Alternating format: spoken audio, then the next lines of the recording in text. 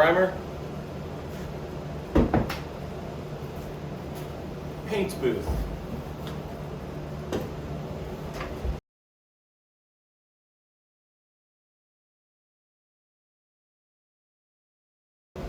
Got both sides painted. What you want to do now, just walk around it, check for drips, any little spots you want to touch up before you clean your brush out. Because it's annoying, once you clean your brush out, you come back in, look at it, and be like, oh, look at this great job I did, and then you notice there's a drip. Then you got to get a brush out, and then get it dirty, and then clean it, and it's annoying. Just go around and check. So we're going to let this dry for about an hour. And then give it a light sand and go ahead and work on the hardware placement. Try to get that installed. And we'll, once we get the hardware, like we know it's good, then we'll start putting on our final coat. Otherwise, you're just working around trying to not scratch it all up and everything.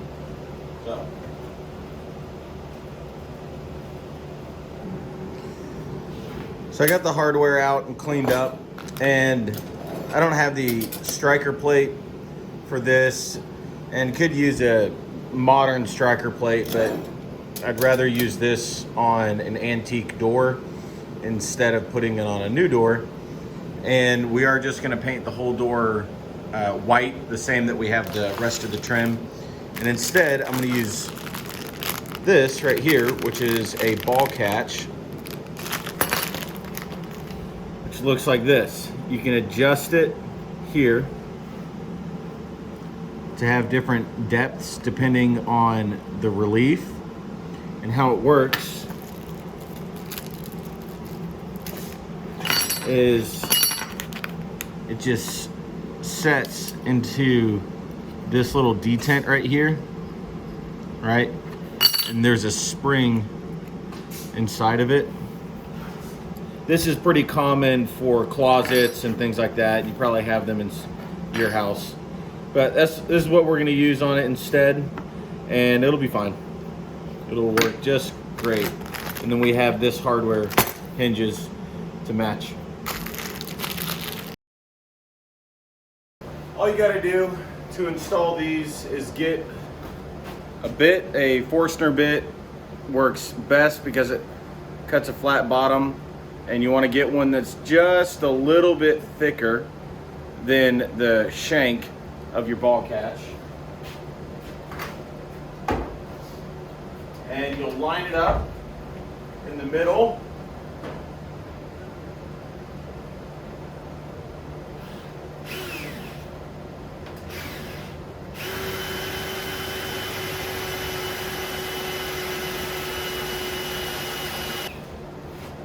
You want to have plenty of clearance at the bottom of it.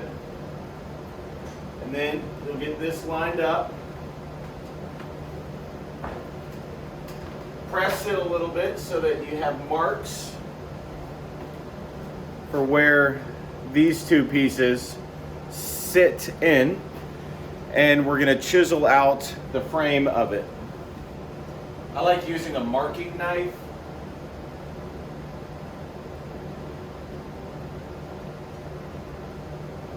It gives me a little bit more precision, and it actually cuts the fibers in the location where you're going to set your chisel.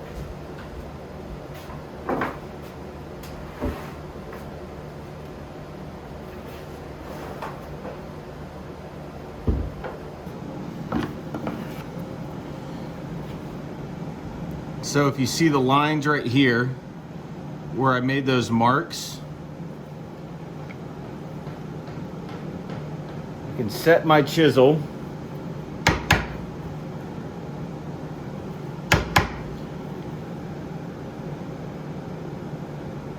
and give it just a couple little taps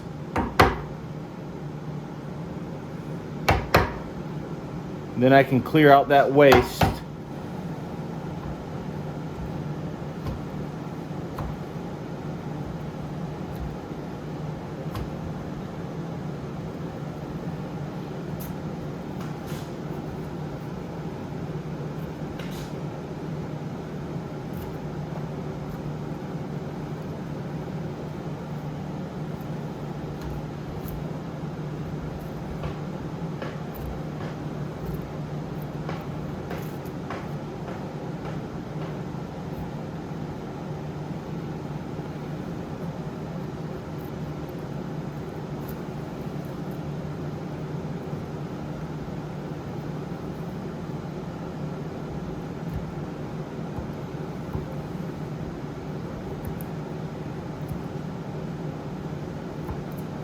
A lot of different ways to go about this. You can use a router and then square up the edges.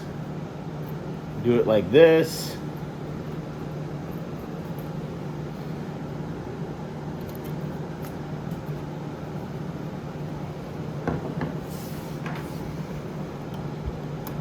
Check to see if it sits right. Mark where those need to go, there and there. Then you take a countersink bit.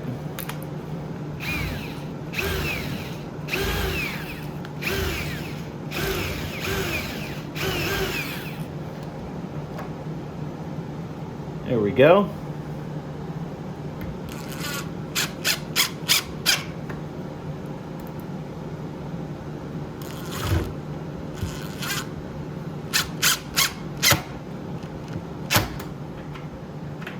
There. Now I'll just do a light sanding on the primer with a 220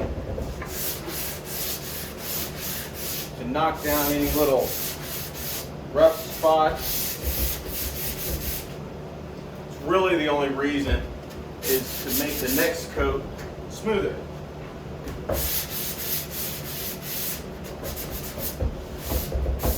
You don't need to do a lot, just that little bit of sanding from one side to the other, huge difference. Could use the orbital sander, but that can quickly remove too much.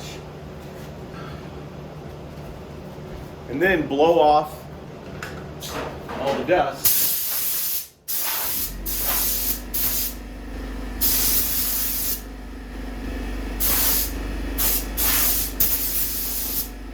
Before you put on your finish coat.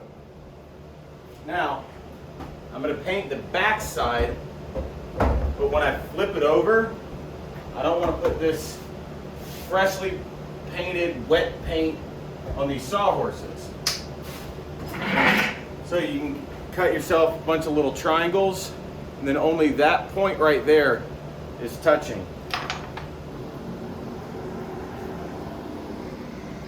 So I have these staged, got the door tilted up, this side is wet, and I'm about to paint this side. So I'm gonna lower it down.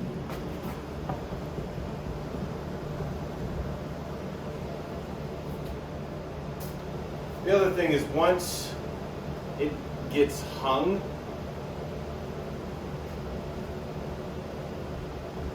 can always come back and touch up the markings on it.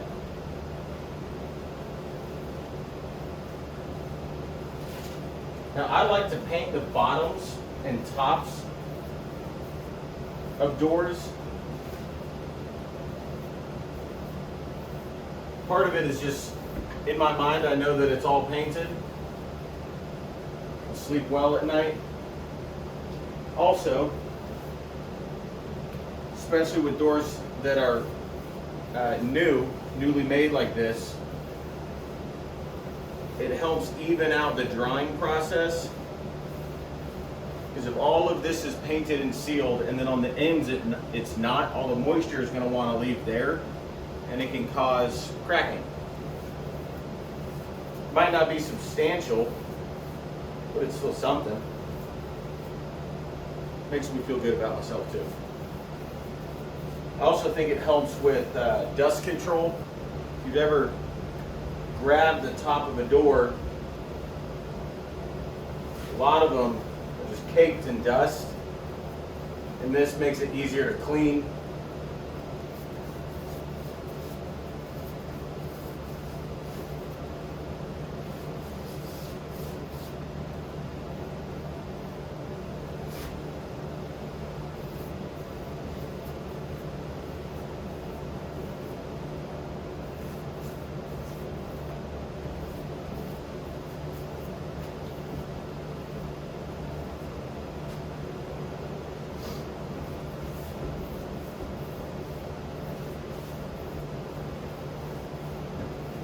So once this first coat dries, we're going to take it in and hang it, put a fun little knob on it.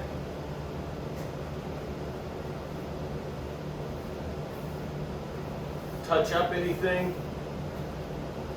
Maybe do a second coat depending on how this one sets up.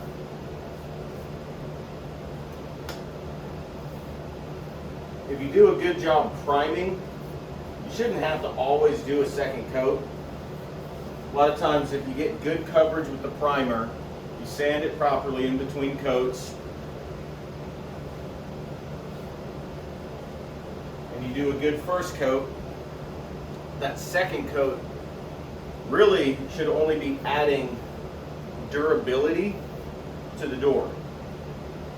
So we might add a second coat because it is a pantry and it will get used a lot. You'll be holding stuff, kick it shut, things like that.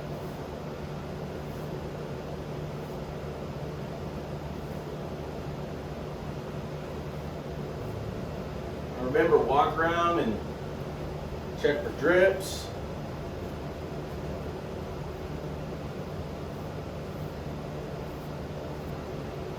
Then you should be good.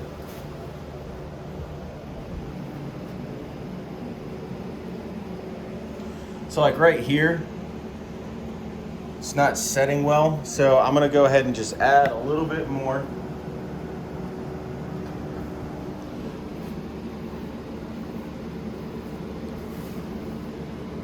Feather it in.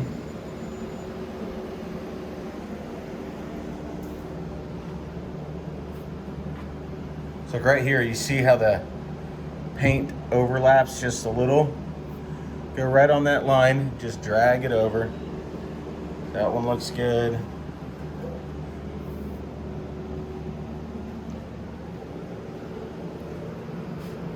Yeah.